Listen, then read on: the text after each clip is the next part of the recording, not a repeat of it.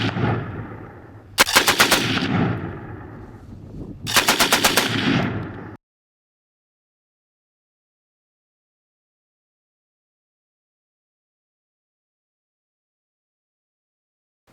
I'm Ian. Thanks for tuning in to another video on ForgottenWeapons.com. Today we have my favorite of the old style automatic pistols. We have a Bergmann-Bayard model 1910/21. These were the most heavily developed of the Bergmann design pistols. This particular one was a model adopted by the Danish army in 1910. They bought about 5,000 of them made in Belgium, and then World War I broke out and they weren't able to get any more.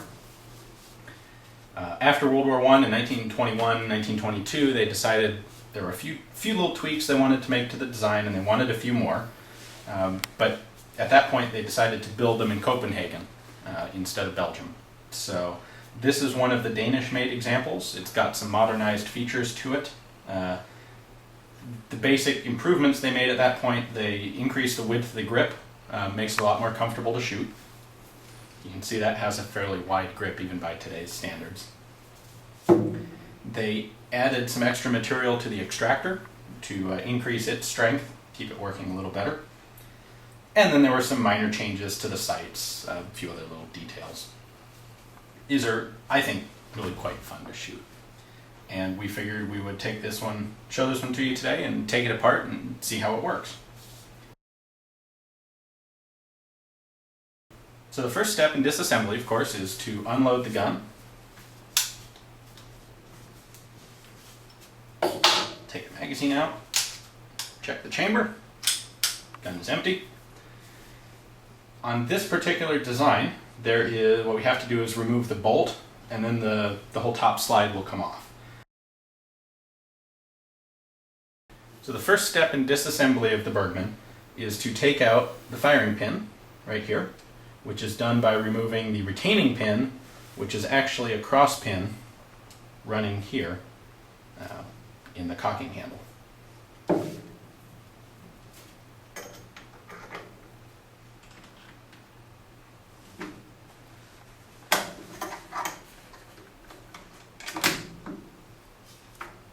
This is another one of those cool designs that if you don't do it quite right, you can shoot the firing pin across the room.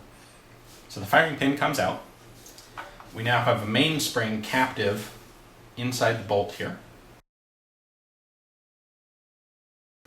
So I'll go ahead and take out the rear sight, which acts as the retaining piece for the mainspring. It slides forward.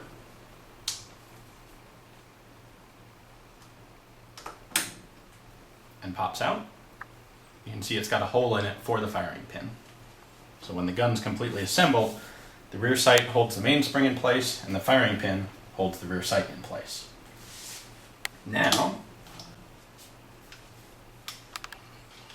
we can pull the bolt assembly out.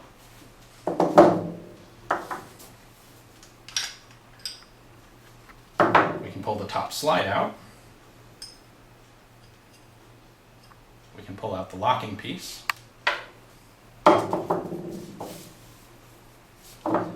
And that is pretty much a field stripped Bergmann 1910. So we have the grip frame here. Obviously this has the fire control mechanism inside it. That wasn't something that was intended to be field stripped. We're going to leave that alone for the moment. We do have the ejector, slides into the frame there.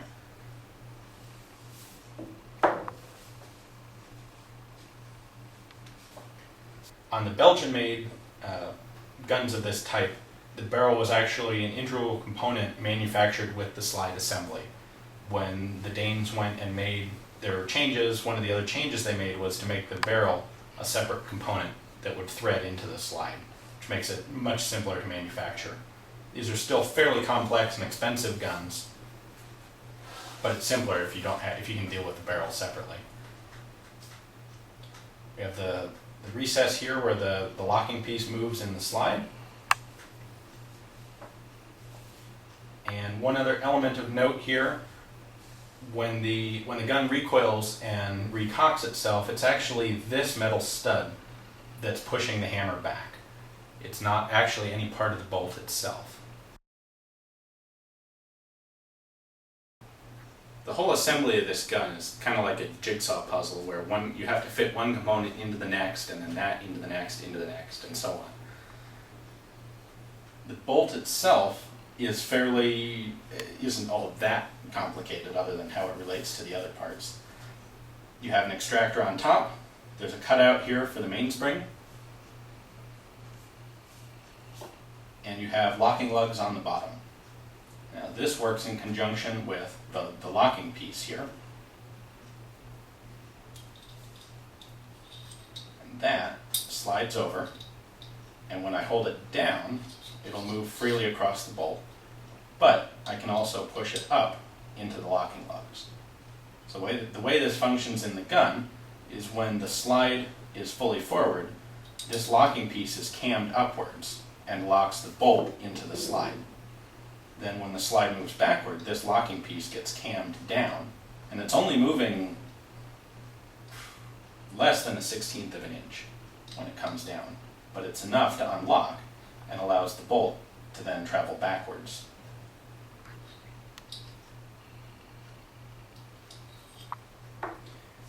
Inside the bolt, when the gun is fully assembled, we have a firing pin.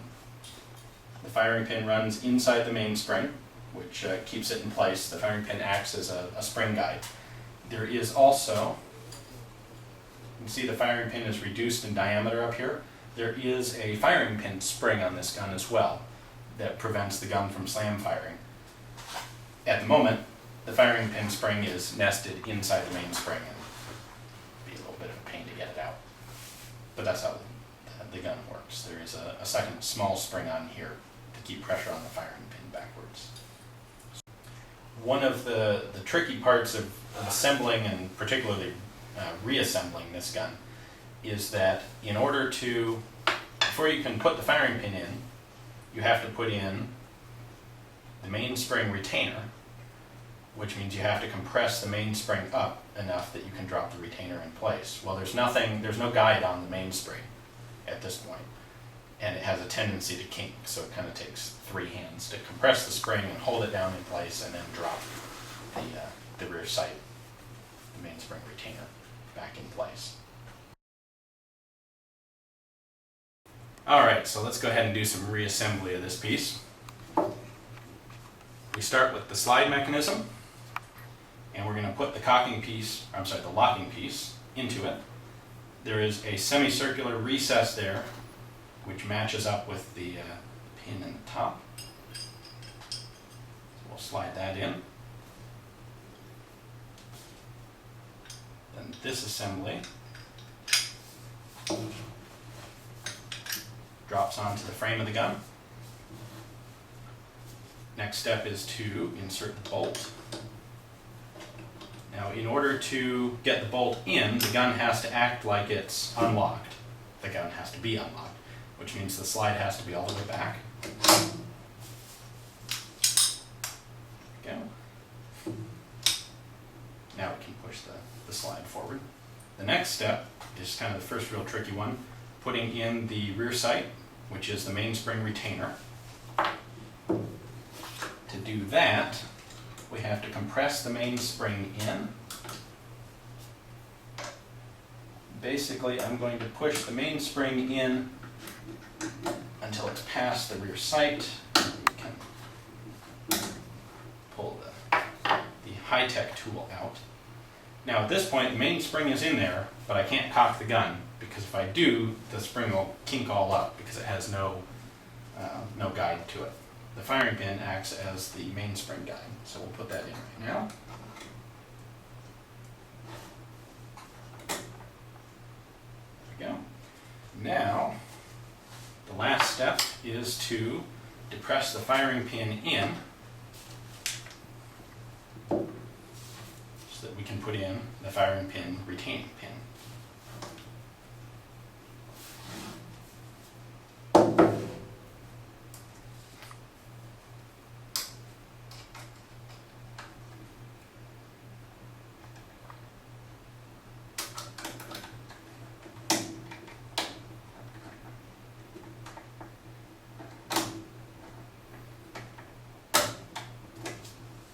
Go.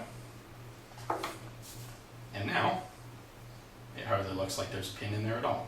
Just looks like the other thumb grip for the cocking knob.